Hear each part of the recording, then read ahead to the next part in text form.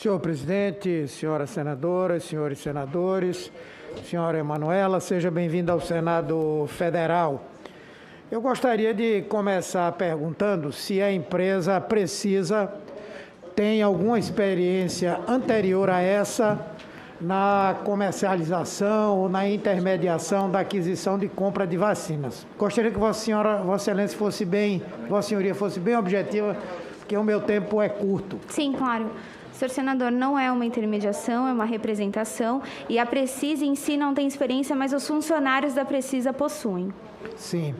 Segunda questão, que credenciais então a Precisa teria para assumir um contrato dessa magnitude de uma área na qual ela, como empresa, não tem experiência? Qual foi a credencial que mais pesou?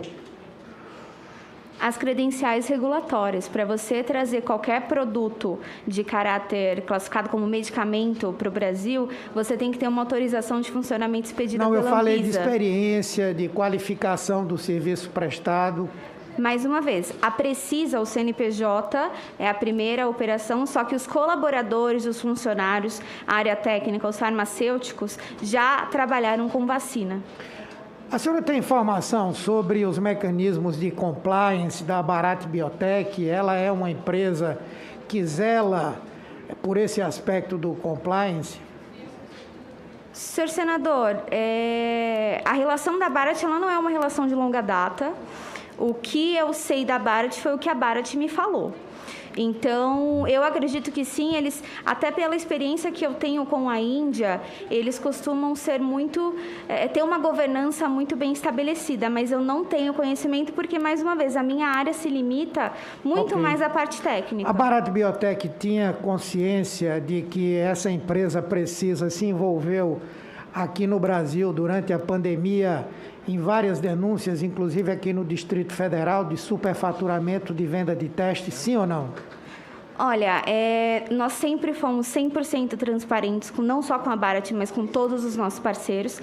E esse episódio em específico, se o senhor tiver a oportunidade até de dar uma olhada no processo, o senhor vai ver que não teve nenhuma denúncia. Não, eu não sou da Polícia Federal, nem sou do Ministério Público. Tudo bem. Para julgar, eu quero saber, perguntei se eles tinham conhecimento. Sim, eles tinham conhecimento, porque nós somos transparentes e nós não fomos denunciados e nós não também fizemos nenhuma irregularidade naquela ocasião. Eles tinham conhecimento de que a empresa Precisa, ela tem uma composição societária em que o seu proprietário tem R$ 1 de capital e que a grande detentora dessas ações é a Global.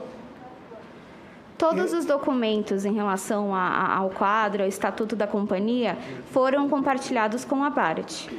A Bharat sabia que em 2017 a empresa Global, que na verdade tem a Precisa apenas como um nome de fantasia a mais, ela aplicou no Ministério da Saúde um descumprimento de um contrato no valor de R$ 20 milhões para aquisição de medicamentos de alto custo e que mesmo assim o Ministério da Saúde pagou, não tendo recebido esses medicamentos. Ela tinha consciência disso?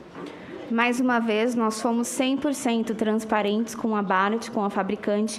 Todas essas informações que são notórias, apesar de não serem verídicas, a maioria, foram sim compartilhadas com a Bharat. No Ministério da Saúde, em algum momento, algumas das pessoas que participaram dessa negociação chegaram a levantar esse episódio de 2018?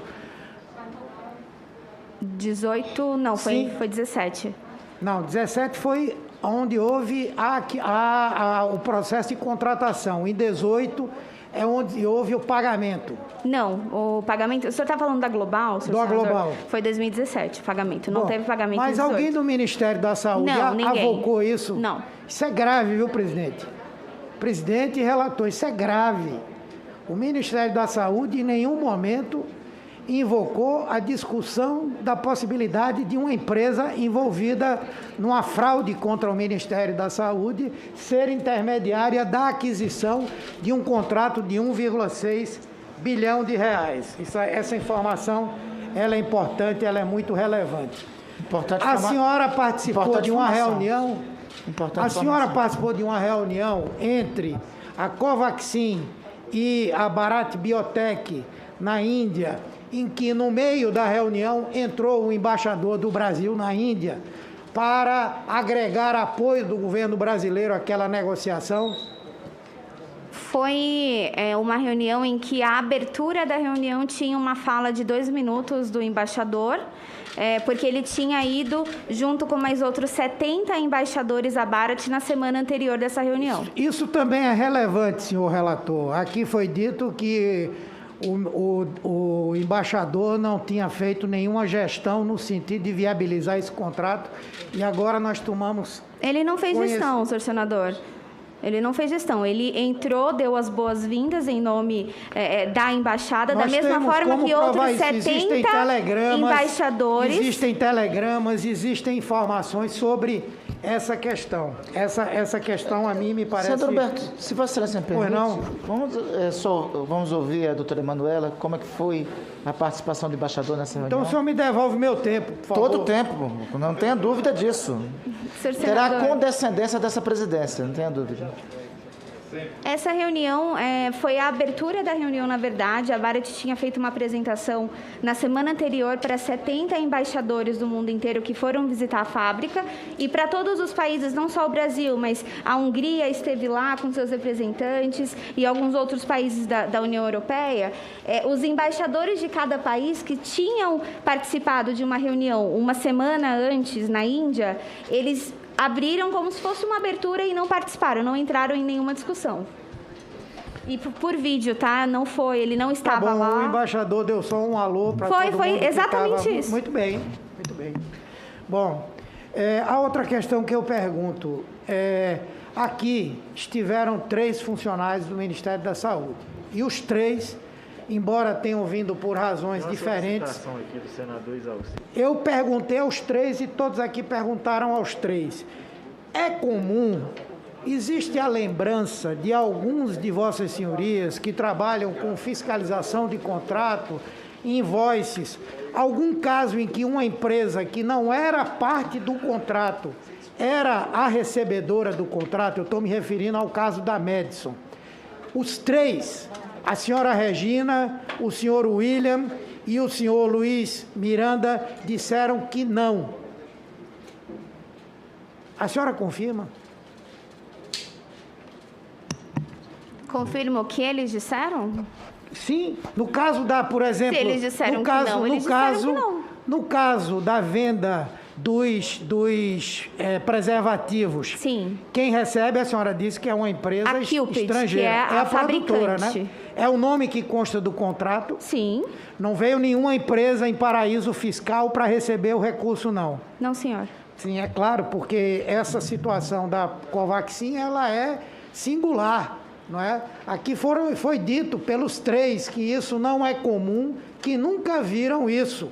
Uma empresa que não está no contrato recebe o recurso que deveria ser pago pelo Ministério da Saúde. Que empresa é essa Envaxin? Uma empresa dos Emirados Árabes que consta da assinatura do contrato. Ninguém sabe qual é o papel dela nesse contrato. O nome dessa empresa é Invixia.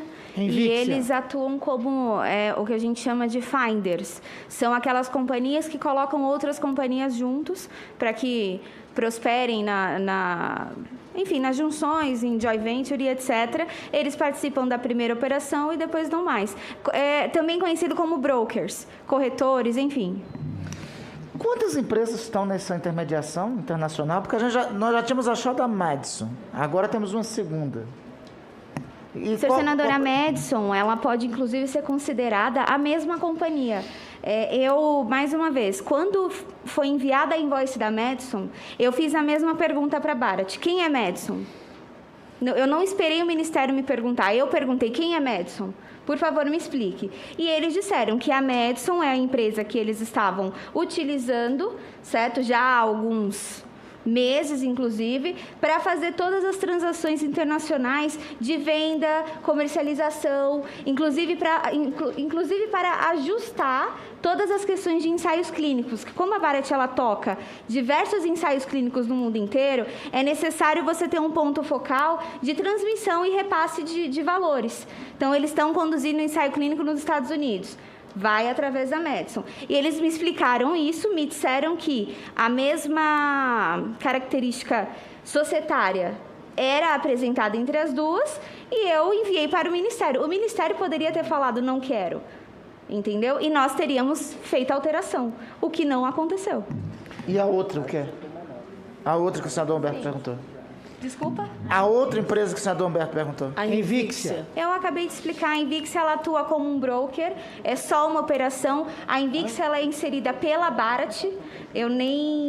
Nós não temos relação com a Invixia, é uma relação da Barat que indica quem será os seus brokers em cada uma das operações. Ela é uma espécie de cupido empresarial, é isso? Eu não conheço esse termo, desculpa. Tá bom. Eu acho que a maioria entendeu. Bom, mas eu queria aqui fazer uma outra pergunta.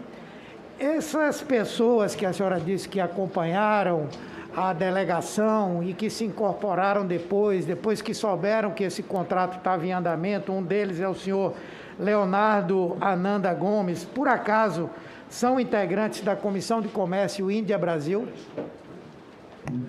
O senhor Leonardo Ananda, ele é presidente da Câmara de Comércio Índia-Brasil. A senhora pode explicar por que na véspera da assinatura do contrato, hoje saiu no jornal Globo, na véspera da assinatura do contrato, em 25 de fevereiro, e também no dia 17, houve depósitos em nome da Comissão de Comércio Índia-Brasil no valor de R$1 milhão? Não, eu não sei... Não sei por quê. Então a gente vai perguntar aqui ao senhor Max. A outra coisa que eu pergunto, a Precisa, em algum momento, foi buscar em entidades de classe, nessa Associação Brasileira de Clínicas de Vacinação, pagamentos antecipados para compra de recursos, para compra de vacinas no âmbito privado? É verdade que há, inclusive, processos de associações de magistrados e tal, em busca de recurso que foi antecipadamente pago à Precisa e que ela não comprou as vacinas, é verdade? Seu Sim senador, ou não? eu não participo de nenhuma atuação privada de comercialização dos produtos, então eu não consigo responder. Ok, vamos só então perguntar novamente ao Dr. Max. Por último, eu queria fazer uma colocação. Eu acho que primeiro esse assunto do e-voice, para mim, está esclarecido. Esclarecido pela própria depoente no dia que esteve aqui na Comissão Especial de Acompanhamento da Covid e reconheceu que esse e-voice foi mandado antecipadamente. Mas isso é irrelevante na minha avaliação. O que é relevante nesse caso, e aqui o presidente da comissão usou uma expressão muito popular, dizendo que jabuti não sobe em árvore.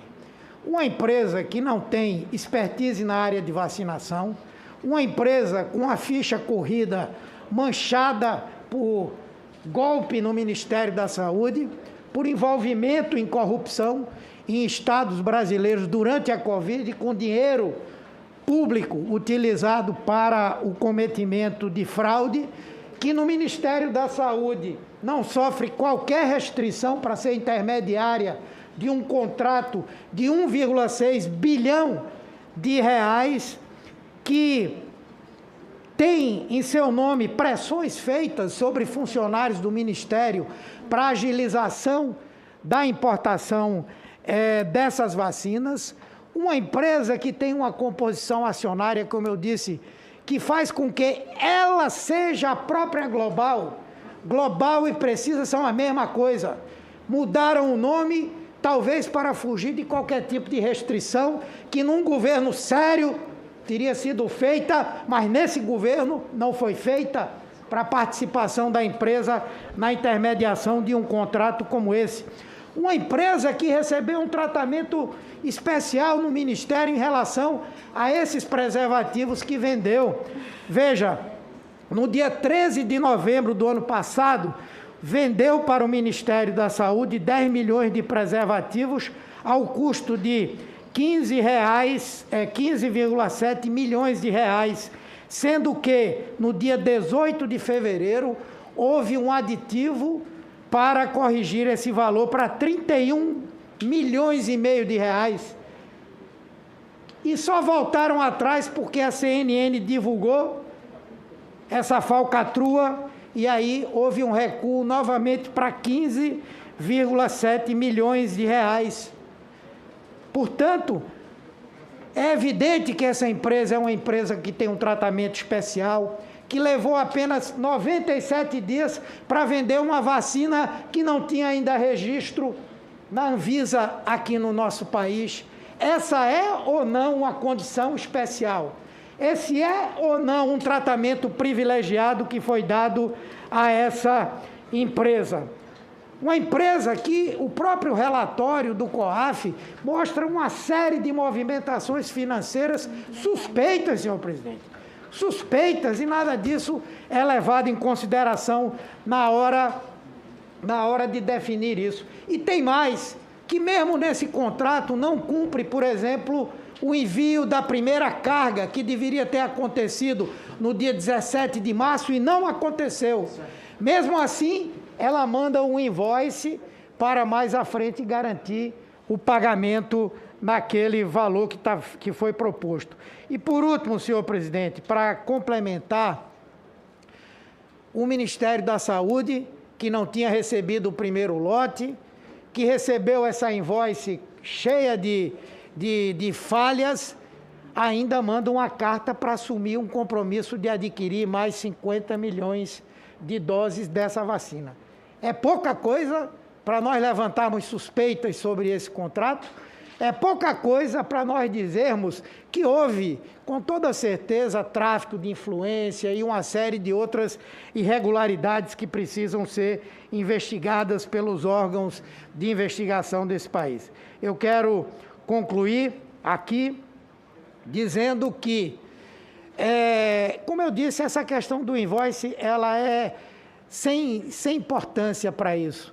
Na verdade, o que está se discutindo aqui é o seguinte, é que já são quase 20 dias que o senhor Luiz Miranda fez a denúncia aqui, de que teria ido ao presidente da República e comunicado que havia um processo de corrupção no Ministério da Saúde. E até hoje, o presidente da República não respondeu ao senhor Luiz Miranda, não defendeu o líder do governo e não disse que o Luiz Miranda era mentiroso. Tudo isso deve ficar para a população brasileira pensar. Muito obrigado, senhor presidente.